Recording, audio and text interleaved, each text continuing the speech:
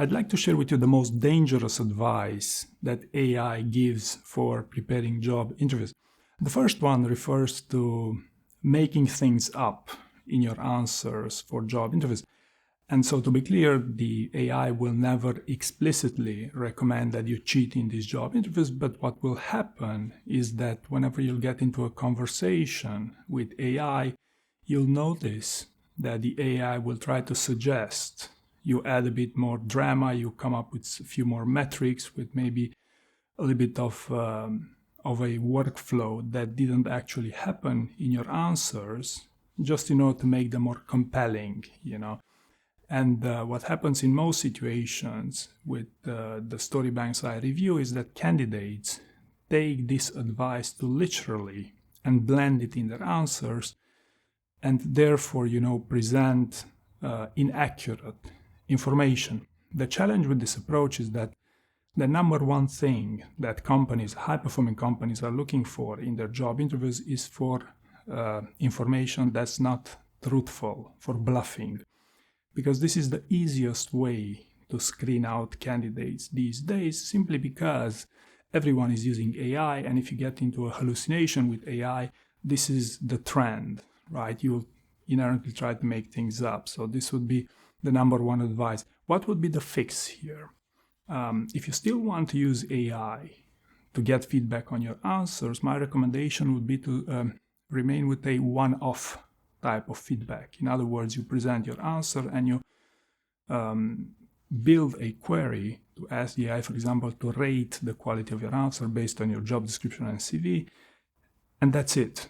You see, based on that feedback, you will embed eventually that feedback and you'll take it from there. This is one compared to get into a chat, so to speak, right? So this would be my recommended fix, even though my experience not using AI is also something you may want to consider here.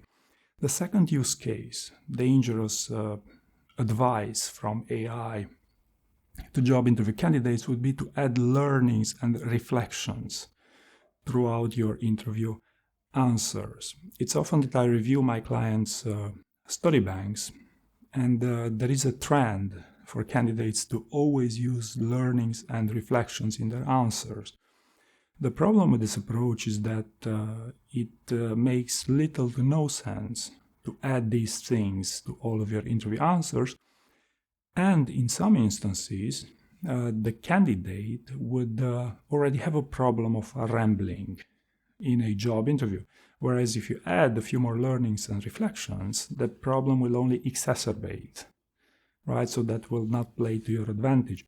So my recommendation to you would be here to beware of if you should add learnings or reflections, because most of the time the results will be sufficient, right?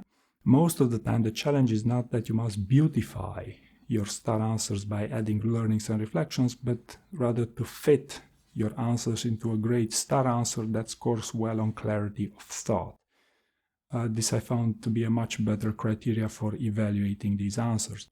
The third thing I like to talk about here would be to AI recommending candidates to look up a company's core values and to blend those core values throughout their interview answers, specifically in their motivation to join the company. Why do you want to work for this company should contain the company's values.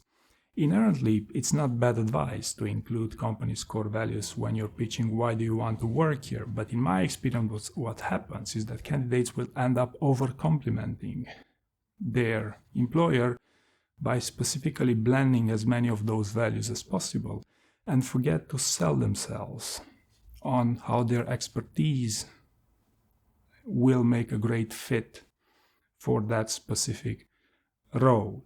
Okay, and throughout your job interviews, I found that this approach of trying to fit into a company's culture is not the most qualitative one. I found it's a much better approach that you try to fit into some behaviors they'd be interested to screen you on and to provide your best story on the behavior rather than to fit into those core values. Okay, advice number 4 is with respect to insider info into job interviews. It's quite tempting to ask the AI. I know many people do, including myself, by the way. I ask AI for, hey, how many steps should this candidate expect in the interview process? What will the interview look like? Will it be technical, behavioral, and these sort of things? However, what I found is this type of information of insider info into job interviews is highly inaccurate, especially coming from AI, because what happens is that most of this AI will take information from public sources, and they will only, they will have some algorithms that, hey, is this likely to be true or not? To give you an example, what if I published a video tomorrow that Amazon no longer asks candidates about customer obsession in their job interviews?